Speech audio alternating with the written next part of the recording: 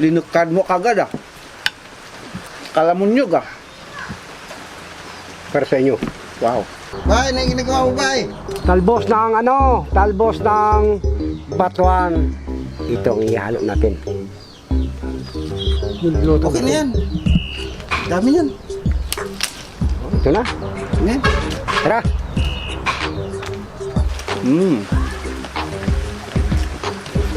Masarap rin haluan ng bagong isda.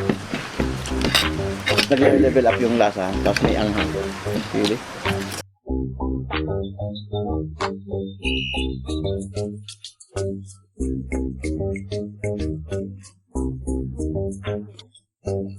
Magandang araw mga kapulutan.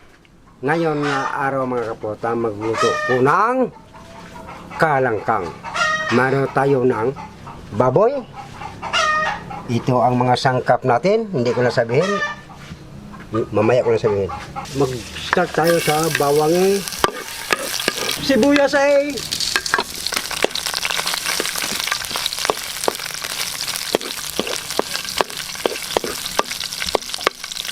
mga batas natin na ang karne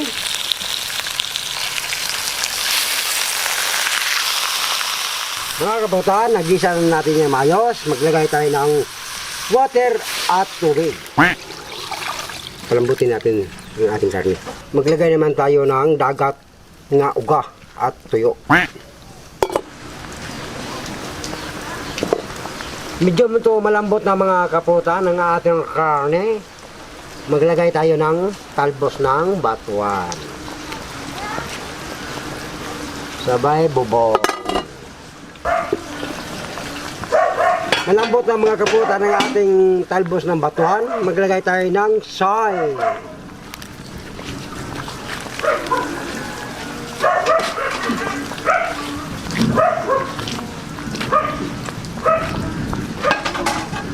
Mga 2 minutes. Luto na yan mga kaputan. Mga kaputan, tapos ng kontrata niya loob ng 2 minutes. Yan naman Yan ang resulta nyo. Luto na to. Kunin natin. Alam na ang kasunod yan. Kasi bago tayo mag-pray, ang una-una, dito sa kantina, malagay tayong kanin. Bago naman tayo mag-pray sa Panginoon. Tayo. Parang masarap kung niluto mo ba yan? Oo, siyempre. Ko na kagad kanin, Oo. dinamihan ko na. Oo, ano pa hinihintay? Ay,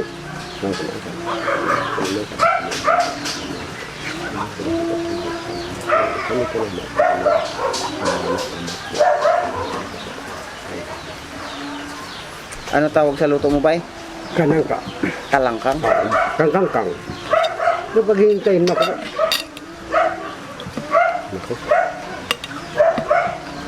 May pechay. May daon ng, talbos ng batuan.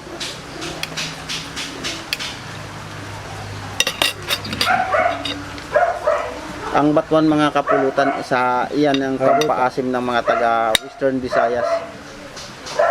Unang subo po, pati nyo.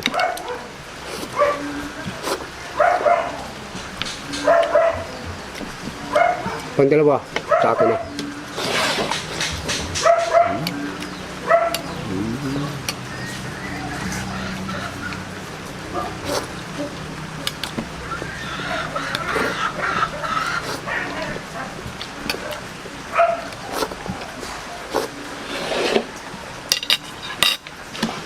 Masubukan nga to.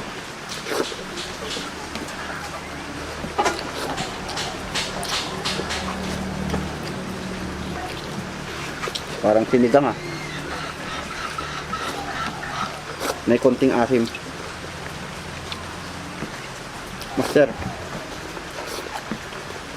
May konting asim, master, yung sinigang.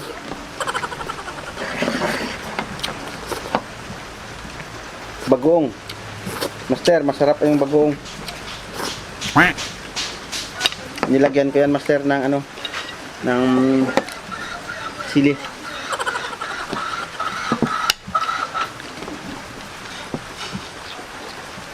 Linukad mo kagad Kalamunyog para sa inyo. Wow. Masarap yan. Hindi ko pa natikman. Masarap, no?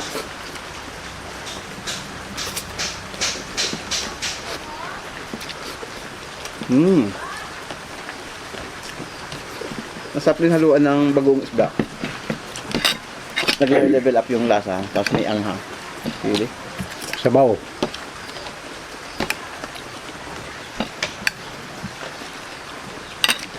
Ang kalangkang mga kapulutan na, ginawa lang namin to sa baboy.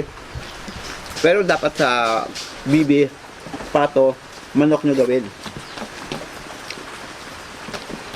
Dahil maulan ang panahon ngayon, hirap manghuli ng 1, ng 2, ng bibi.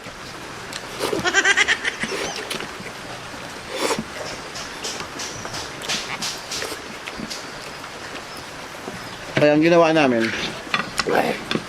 kung alin yung nakakulong sa loob ng freezer, madaling hulihin yun. Yun yung ginawa namin. Yung 5. Ha? Yung 5 pa. 1 eh. hanggang 5. Nalaala ko yung sinabi mo nga. Nga. 1. 1. 2. Hanggang 5 yun eh. Hanggang 5 kulang pa yan sa'yo. Kulang pa. Dagdagan natin. 1, 2, 3, 4. Masarap din tong 1 ha. Yung bagoong. Yan eh. Maganda yung pagkagawa. Tamang-tama yung alat. Masarap iwan. Ihalo sa kanin.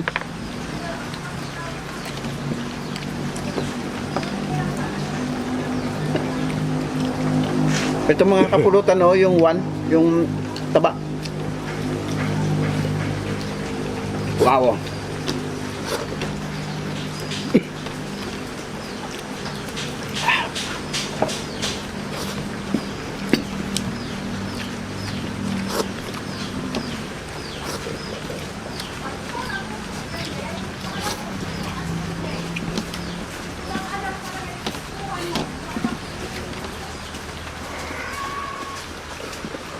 Shoutout sa mga kapulutan si Pato EJ. Masugid natin yung taga-subaybay Pato EJ at siyempre si Juan, si Algin.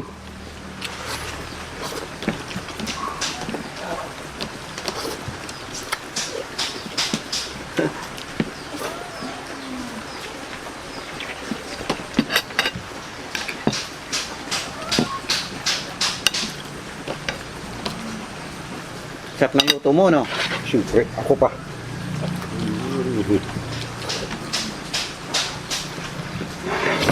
Try nyo din yan mga kapulutan, pero try nyo muna sa kung meron kayong native na manok o kaya pato, bibi, try nyo. Sarap yan.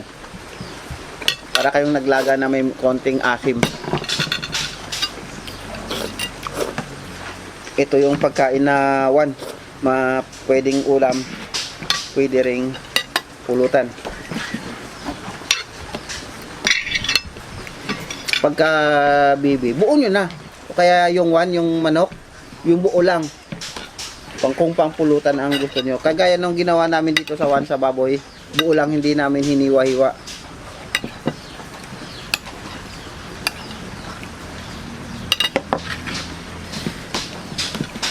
Ay, mga bagoong.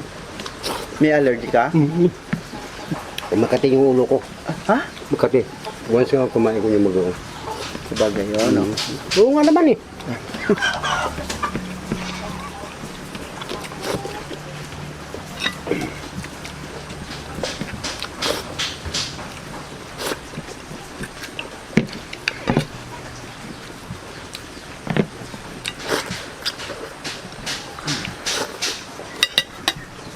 Sarap yung niya, yung balat.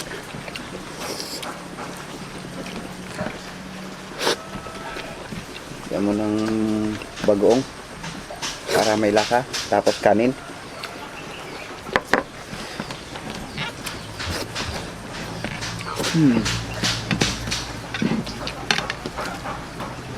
Makasala ng pagkain pero masarap. Magagawa mo. Master, wala kang magagawa dyan eh. Sarap eh.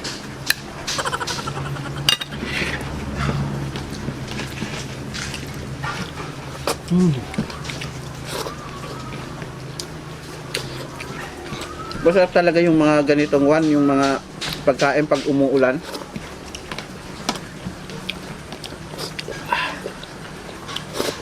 Nakain ko yung sili.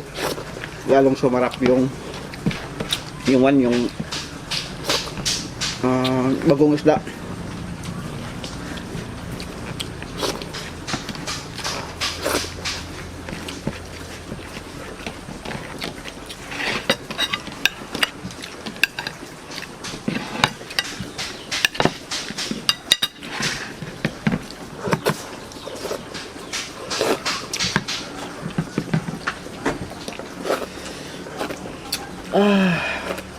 Aha.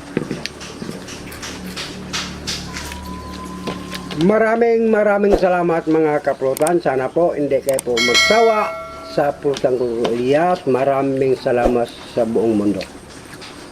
Maraming salamat po sa lahat. Salamat sa mga one natin dyan ha, mga kapulutan.